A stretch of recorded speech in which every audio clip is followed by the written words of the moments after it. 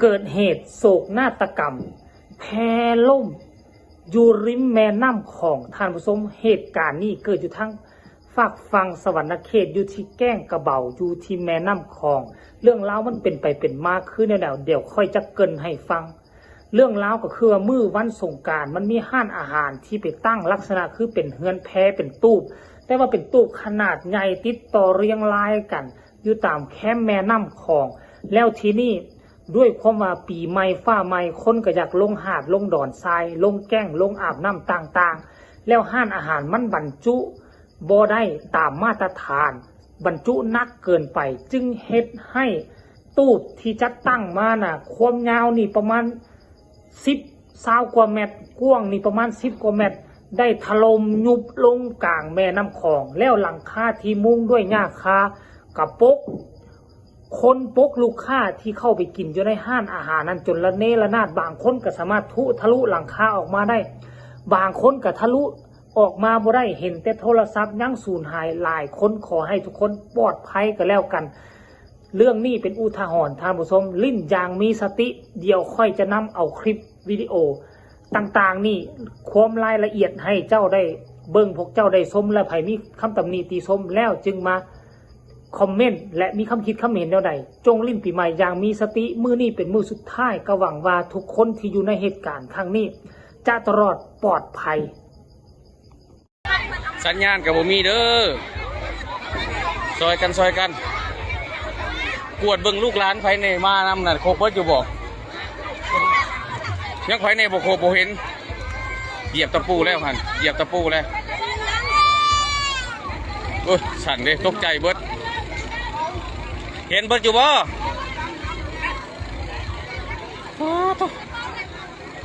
น้อยเนาะน้อยตู่แก้งกระเบาพี่น้องเมืองไซบุรีเฮาแก้งกระเบาใต้ตู่พักตู่โยดตู่เอ็ด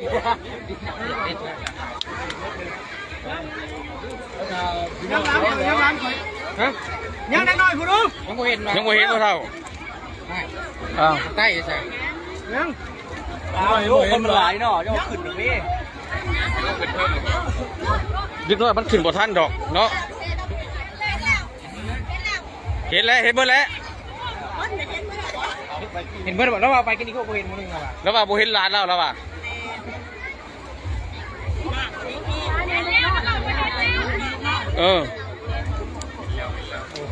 แก้งกับเบาพี่น้องแก้งกับเบาพลอยแก้งกับเบาใต้เมืองไซบุรี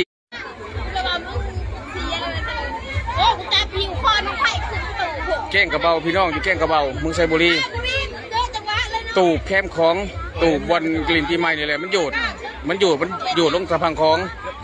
คนกับหลายๆพี่น้องก็จักไฟนี่เด็กก็อย่าคอยปลอดภัยเบิดทุกคนเด้ออย่าเป็นดังใดจนสั่นจับกล้องกับจนสั่นพี่น้องจับกล้องกับจนสั่นทุกเทศนี่สั่นทุกทดเอาลูกหลานก็เกือบบ่ทัน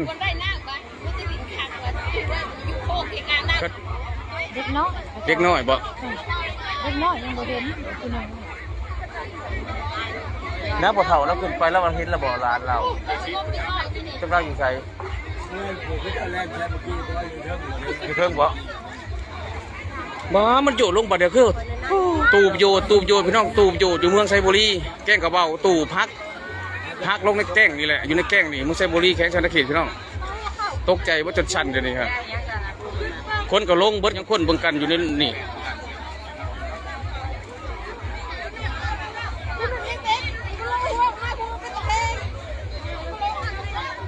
ตู่พักพี่น้องตู่พักตู่โยดแก้งกระเบาของไซบุรีพี่น้องปกกันขึ้นมาแต่แคมคลองนี่เป็นตาหน่ายไว้จักเป็นยังไงคนก็ได้ขอให้ปลอดภัยเด้อพี่น้องเอ้ย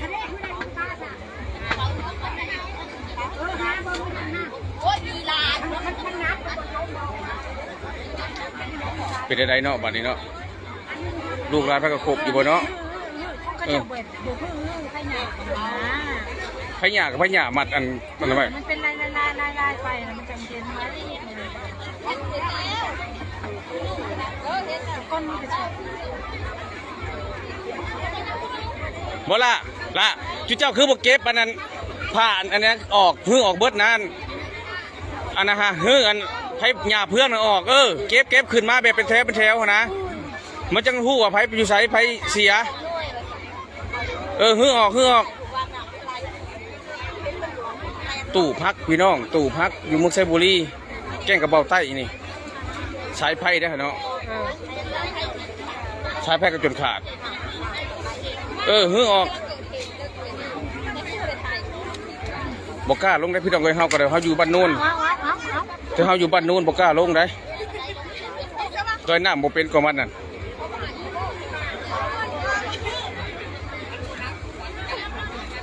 โอ้ยแต่นายพี่น้องเลยตกใจเบิดสั่นเบิดตัวนี้ครับหากยังบ่ฮู้ว่าลูกหลานแต่ละคนยังครบบ่ลูกหลานแต่ละคนผู้เฒ่าผู้ยังก็มีในพี่น้องก็เด็กน้อยก็มีนะในคนมาเล่นสงกรานต์เนาะพี่น้องเป็นตาย่านเว้ยโอ้ยห้องไปตื่นจะได้มอนี่ก็เนาะ เจลูก ใช้ลูกกันตอนไหนพี่น้องเลยตู้พักตู้บินสงกรานต์แบบนี้แหละมันจะฮักลงแบบนี้จะโยดลงตู้พักตู้โยดไหลลงแคบตะพังนี่พักกระทบตายขึ้นมาพี่น้องดีแต่เขาบ่ลงอยู่ดินไหนเนาะไปลงหาที่จะเป็นอะไร ใกล้แต่เขานั่งอยู่นี่ใส่กระตุกตก ตอนไหนพี่น้องเลยตู้พักพี่น้องตู้พักตู้ที่แก้งกระเบาคนนั่งนี่อยู่ในแคมป์คลองเลยตู้มันอยู่มันฮักลงนี่นะพักกันสั่นคอยดีแต่ข้าพเจ้านั่งอยู่แคมป์มันตะพังฮะ คือตัวจะนั่งตัวจะถ่ายเจ้าบุญ นี่แต่คอยนั่งตู้ตัวนี้พี่น้องนี่นะตัวนั้นลงเบิดเป็นสั่นพี่น้องโทรศัพท์สั่นจะยกอยู่นี่ก็คือชิมีไฟเป็นยังเหรอเนาะก็คือขึ้นมาเบิดเหรอเนาะลูกหลีบแดงๆก็มีพี่น้องเอ้ยมันบริทันแล้วมันม้วนลงบาดเดียวเลยอย่างนี้คือตะหน่ายยังวะ ไม่ขึ้นทัน อันนั้นอภัยเพื่องออกเบิดนะมันบริหูตะหน่ายพี่น้องเลย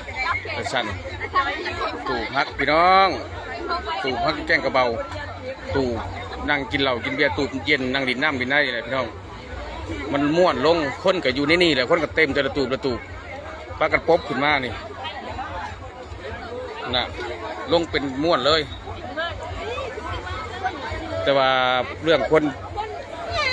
เจ็บบ่เจ็บก็ยังบ่ฮู้เด้อพี่น้องเด้อเพราะว่าจักไผเนี่ยไผครบไผบ่ครบเพราะว่ามันมาหลายบ่อนนั่งนี่ตูบนี่แต่ว่าสิบ่มีไผเป็นหยังก็ดีหยังว่า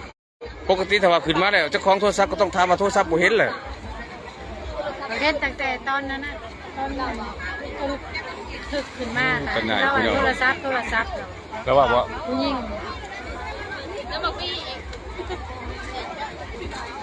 แกล้งกระเบาเด้อพี่น้องเด้อแกล้งกระเบามึงใส่บุหรี่เด้อแกล้งกระเบา โทรศัพท์ทั้ง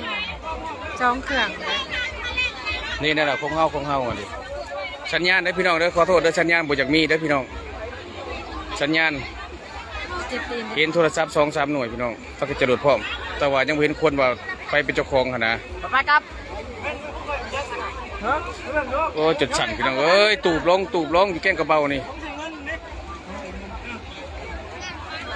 แต่ขอจะลั่นว่าพระเจ้าว่าพี่